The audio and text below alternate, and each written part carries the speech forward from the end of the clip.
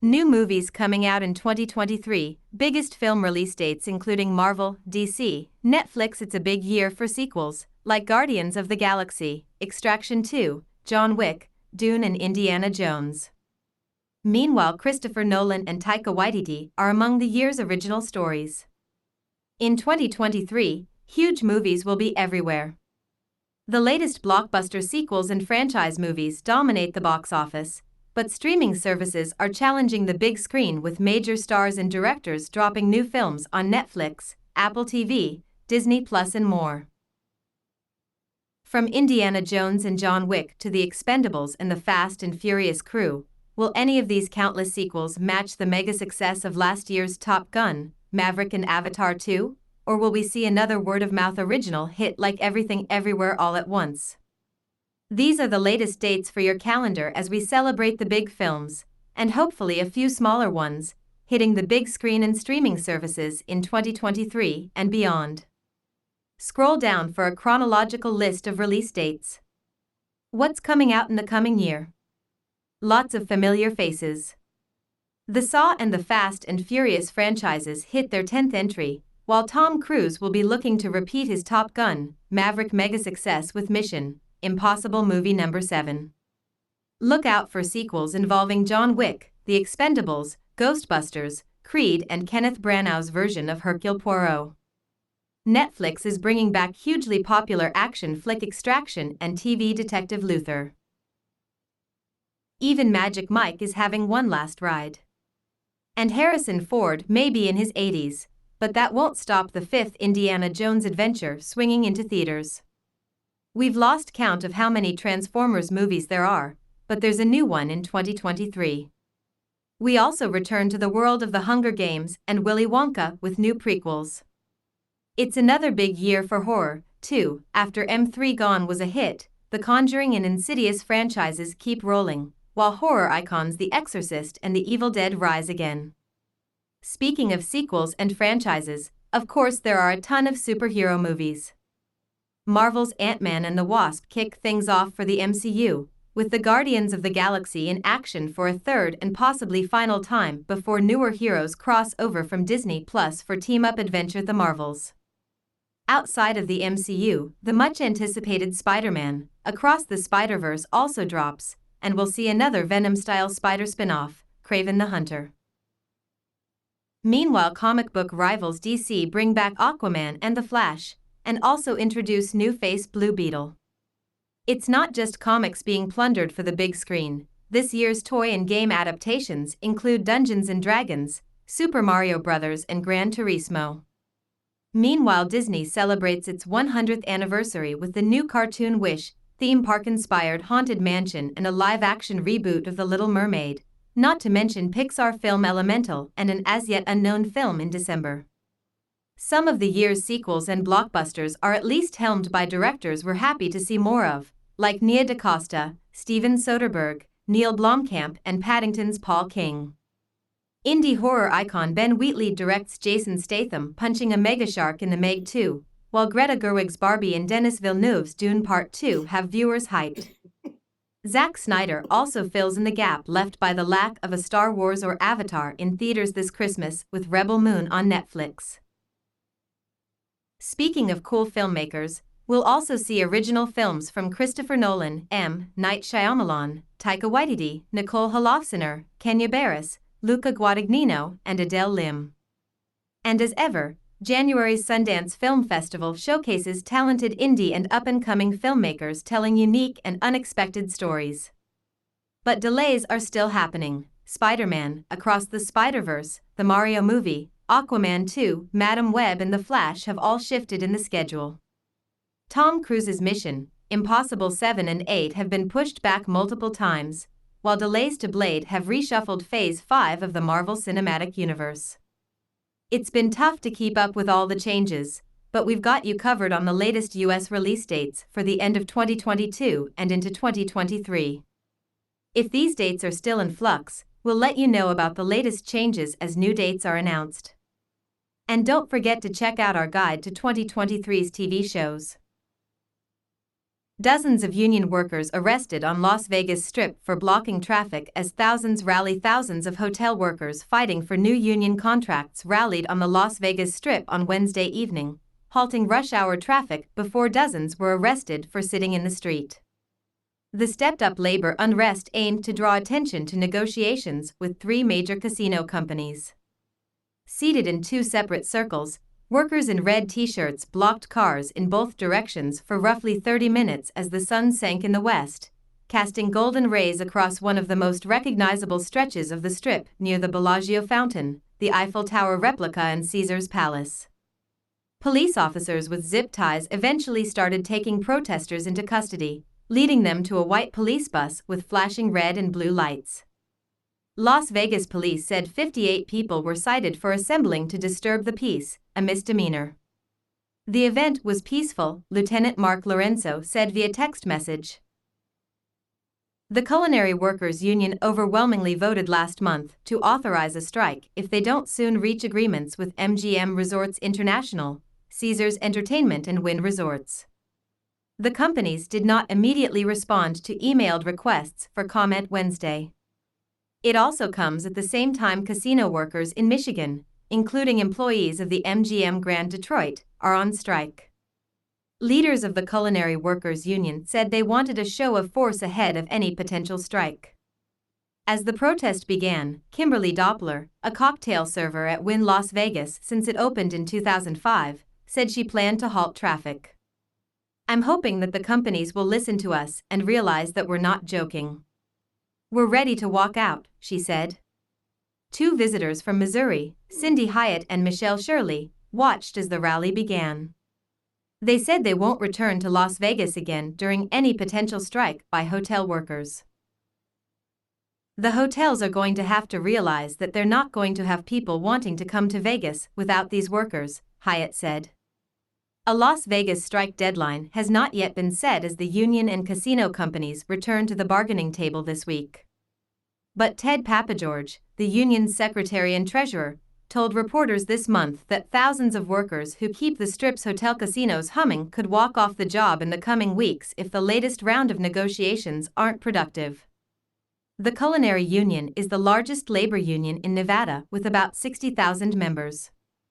Contracts for about 40,000 of them in Las Vegas expired recently, and negotiations have been underway for months over topics such as pay and working conditions. Bethany Kahn, the union's spokesperson, said in an interview after the protest that the union will cover all legal fees for the workers who were arrested, including bail and any costs for legal representation in court. Kahn said all union members currently receive health insurance and earn about $26 hourly, including benefits. She declined to say how much the union is seeking in pay raises because we do not negotiate in public, although the union has said it is asking for the largest wage increases ever negotiated in its history. The union hasn't gone on strike in more than 3 decades. A walkout would be the latest in a series of high-profile job actions around the country, including walkouts in Hollywood and the auto production lines in Detroit. Leslie Lilla, a cocktail server at the Bellagio for 25 years, said earlier this month that union members have been preparing for a possible strike and are ready and willing to walk off the job. "We're ready to show our company by our feet, and that means walking ourselves right out of the building," she said. "So we've been saving and we've been putting money into our accounts." New Netflix thriller tackling theme of justice in Nigeria is a global hit. Abuja, Nigeria, a Nigerian action thriller that tells a gripping story of corruption and police brutality in Africa's most populous country has reached record viewership numbers on Netflix charts globally. It's a reminder of the power and potential of Nigeria's rapidly growing film industry. The Black Book has taken the streaming world by storm, spending 3 weeks among the platform's top 10 English-language titles globally, peaking at number 3 in the second week. It garnered 5.6 million views just 48 hours after its September 22 release and by its second week was featured among the top 10 titles in 69 countries, according to Netflix. Films are made for audiences, and the bigger the audience for a film, the better the chances of your message going out, producer Edidi Effiong told the Associated Press. The reality for us is that we made a film, made by Nigerians, funded by Nigerian money, go global.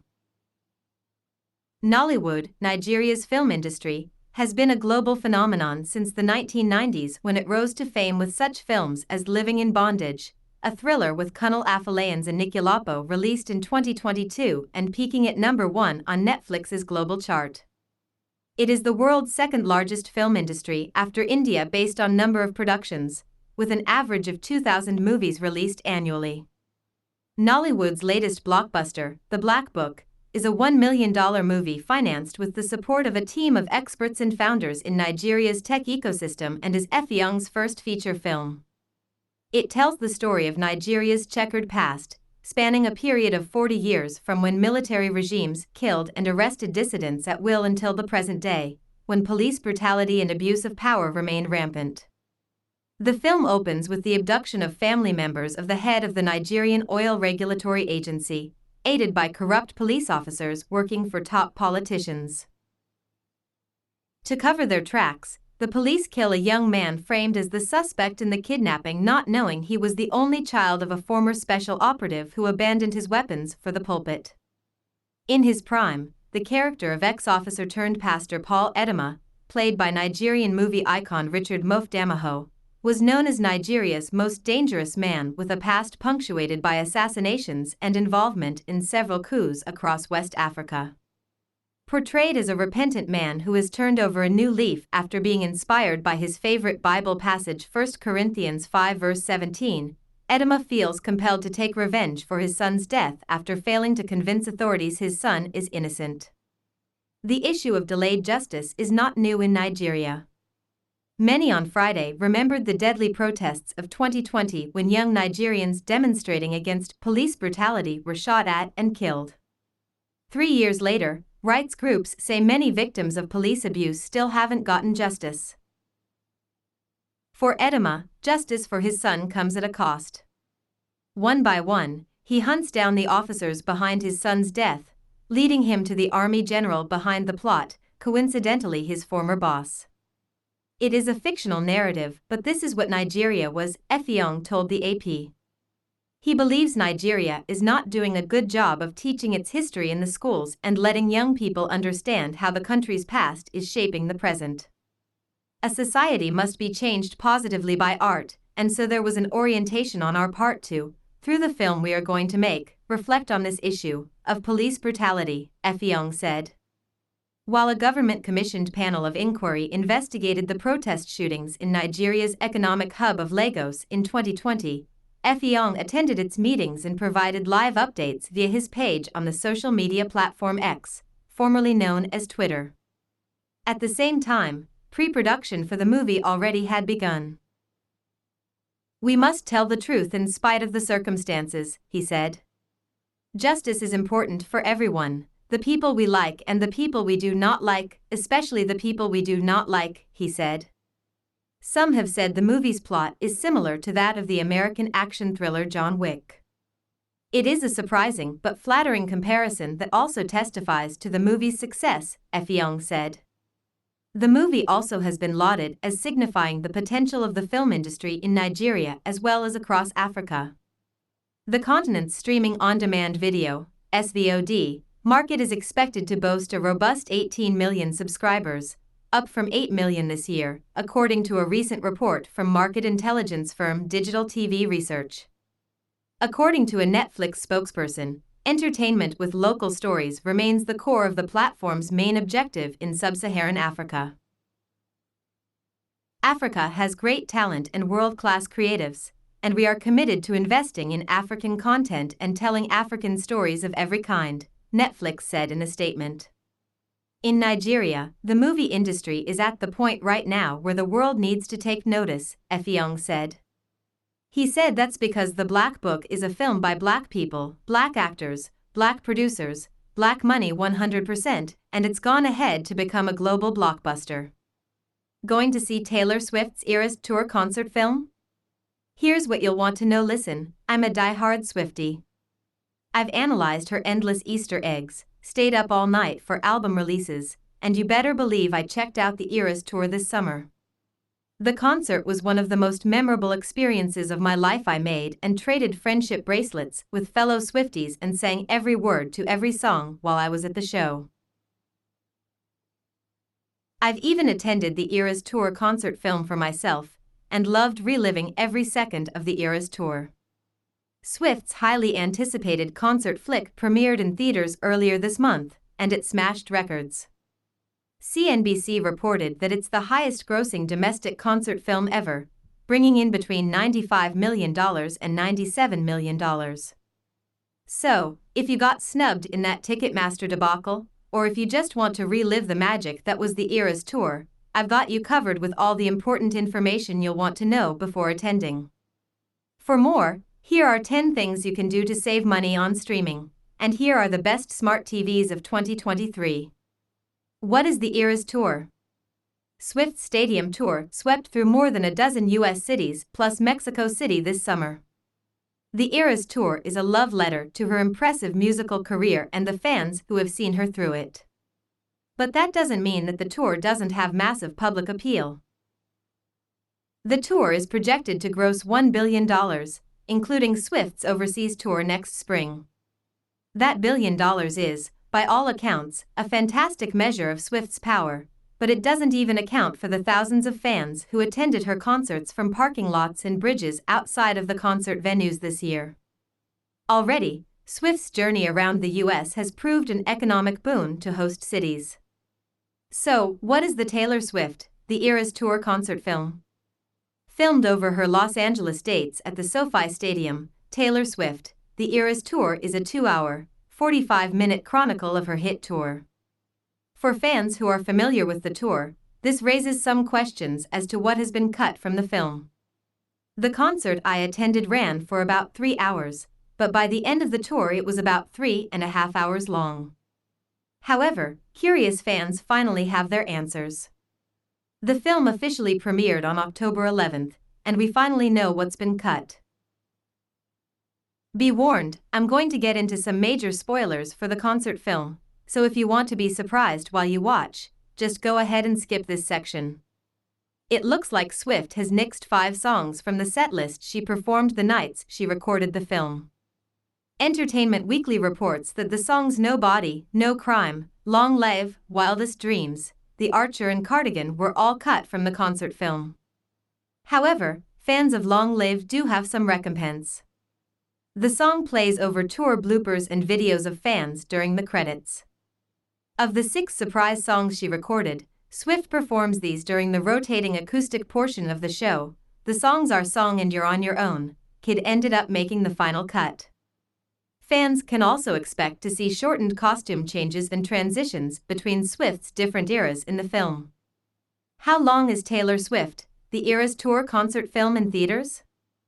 Swift's concert film officially hits theaters today, October 13th. According to Insider, the film must be shown in theaters for 4 weeks following its release. Already, The Hollywood Reporter has reported that the Swift concert movie is expected to have a $100 million opening weekend and could surpass $150 million. Insider reported that Swift circumvented Hollywood studios and negotiated the film's distribution directly with AMC, allowing her to have more control over the distribution of the film. How can I get Swift movie tickets? You can buy tickets to the concert film where you would ordinarily buy tickets to most movies either online or at an in-person box office. Swift's website has links to sites where you can buy tickets through AMC, Regal, Cinemark, and Fandango. You could check your local indie theater's website too, to see whether it's showing the concert film. Fan reaction to ticket sales was, Swift.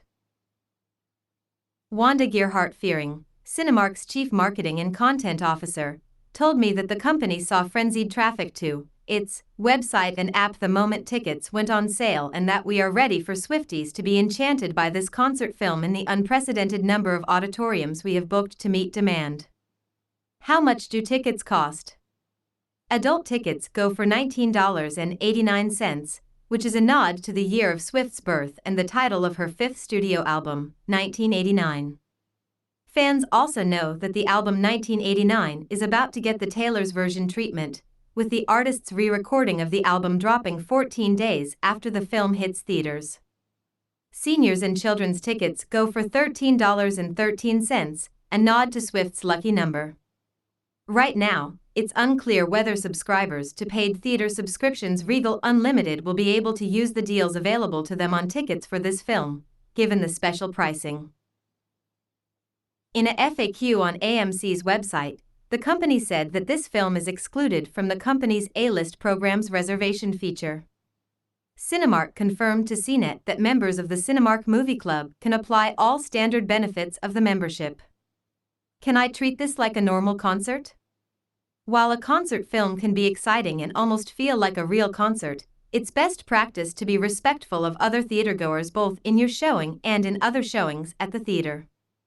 This doesn't mean you can't keep up with other eras' tour practices, like wearing a fun costume based on Swift's songs and lyrics or making and trading friendship bracelets with other Swifties. You could even quietly sing along and dance in your seat, as long as you're considerate of viewers around you and don't interrupt others' viewing experience. If you're attending the film at an AMC theater, then you're in luck. The company has provided you with guidelines for how to behave during the film, and it all boils down to being respectful of those around you. I saw the concert film at an indie theater, and in my experience, people were pretty quiet during the film. There was no singing loud enough for me to detect, and the only people who danced in my theater were several smaller children. Based on my experience, my recommendation would be to go in with the expectation of watching this film just like you would any other movie. However, if you just have to sing and dance along to all of your favorite Taylor Swift hits, which I totally understand the urge to do, you do have some options. In a press release distributed to CNET on Wednesday, Cinemark announced private Swiftie parties, an extension of its private watch parties offering that allow fans to reserve an entire auditorium for singing and dancing. In the release, Fearing said our larger-than-life screens and captivating surround sound deliver a most enchanting environment to sing and dance along with friends and family to the concert of the decade. Right now, these private Swiftie parties are on sale on Cinemark's website and app. The watch parties are available at participating locations for $800 and can accommodate up to 40 fans. When can I stream the concert film? There's not an exact date on when we can expect the concert film on streaming services. TV Line reports that Swift can't put her concert film on streaming platforms for 13 weeks after the film comes out. So January 12, 2024, would be the earliest possible date the film could wind up on a streaming service. As a seasoned Swiftie, however, my recommendation would be to keep a close eye on any hints Swift might give over the next few months. Her infamous Easter eggs have given fans clues for album release dates and music video drops, so it's possible that she would do the same for the film's streaming debut.